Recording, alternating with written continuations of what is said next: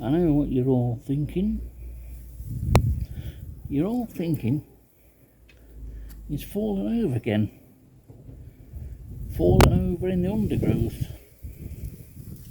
Hello. I haven't. Not this time, anyway. It's a long time since I fell over, and it's never been through drink that's caused me to fall over. I'm actually looking at an insect which has captivated me for as long as I can ever remember. And it's ants. I still have a thing about ants and ant colonies. They've held my fascination since my youngest childhood memories and days.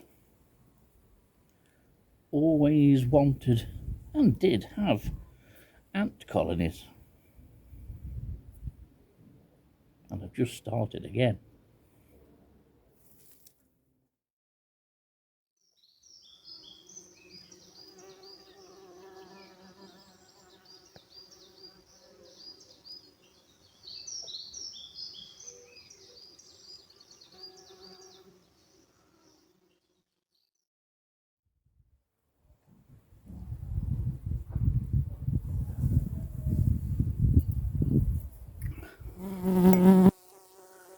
I wouldn't mind falling down if I'd drunk too much of that, but I really haven't.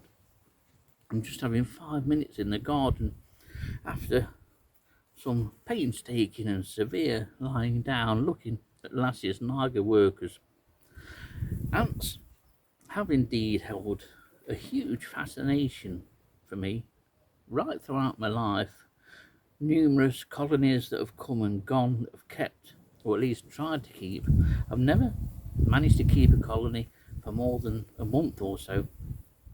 I've tried using queens just after the nuptial flight, usually found in this garden here, and tried different methods of keeping them in an attempt to get a colony going. But this year I've decided to give it a proper go and do a proper test tube setup, and I do have 4 Lassier's Niagara queens, and I will show you them very shortly, because arriving in the post today are 2 super editions and 2 species, one of which I've never had before.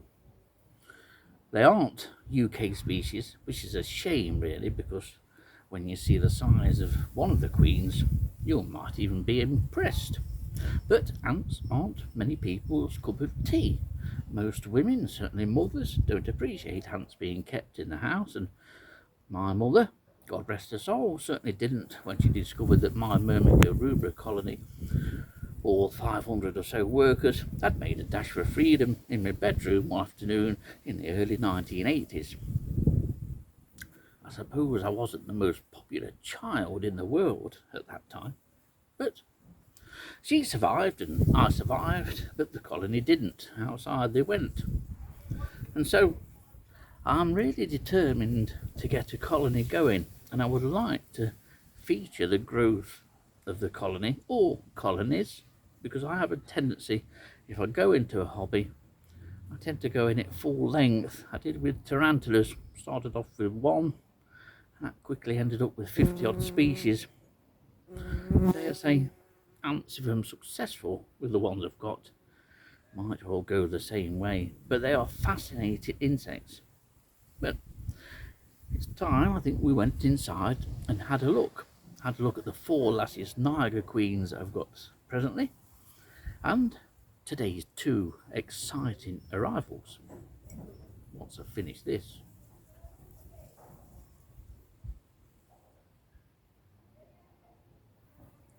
Which might take 5-10 minutes, half an hour. Can't make it less than an hour. Don't have another 2 to do that. So after collecting my newly mated queens after their nuptial flight, they were enclosed in this. This is the standard method of keeping and raising new ant colonies.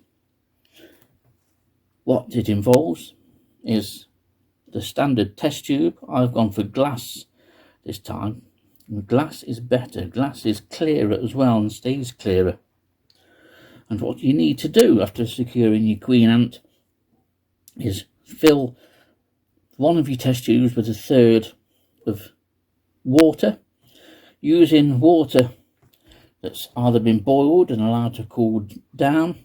Don't use water straight out of the tap. You then bung that up with cotton wool. You do that quite quickly so the cotton wool doesn't quickly absorb the water and the water comes through. You then put your ant in, and then you bung the test tube up with some more cotton wool, and the space in between replicates the cell that the queen ant will construct for itself after finding its way underground after the nuptial flight. Many queen ants fail to make it. They usually get killed by workers of other colonies, depending where that queen ant lands, and most are also eaten by birds. Actually, that's one of the key indicators when you know that ants are swarming. You'll see lots of seagulls flying around, but certainly starlings and sparrows, you'll see them acrobatically flying in the air to catch the winged queens. And those that are successful enough to get to ground level remove their wings and then have the arduous task of trying to find somewhere in order to start a new colony. Quite frequently they run into workers because most of our gardens and countryside are all occupied by existing colonies. So it's incredibly hard for a new queen to start a new colony anyway. Lasses niger is one of those that is frequently kept in captivity, and you may well be able to see that these 4 queens have got some brood already. They've got the first batch of eggs. The female at the top of the screen has got a decent cluster of eggs and has that one in the second container down. They're kept like this. If you use clean water, you shouldn't get problems with mould in the test tubes, usually on the water. If your water's clean, hopefully they will stay free of mould. And these eggs will probably hatch next week sometime. If I just show you the 4th one at the bottom, she has also got a few eggs. But it's the top 2 queens that are doing particularly well.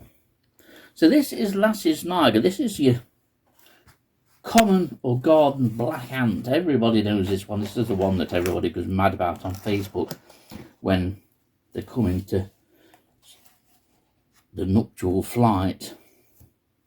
But I want to show you 2 species that I've just bought, and I'm going to show you this one first. So I'll drop that in here. This is Bobarus, and it's the European harvest ant. It's a non-native species, and apparently it's ideal for the beginner, and that's why I've got it. The queen is a little bit more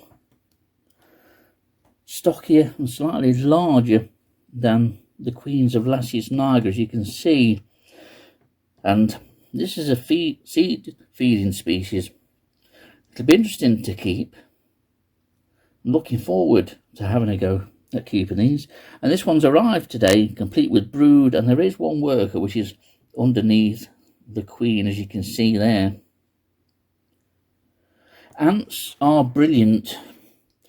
They're the equivalent of aquarium fish really on land, because even if you're not that fond of ants, watching them in the nest going about the daily routines and the daily business is extremely fascinating. Before you know where you are, half an hour to an hour has passed. So that's Bobarus, the European harvester ant. Now, here's a species which I haven't seen since the 1980s, and I brought one of these home This is Camponotus ligniperda. Look at the size of that monster.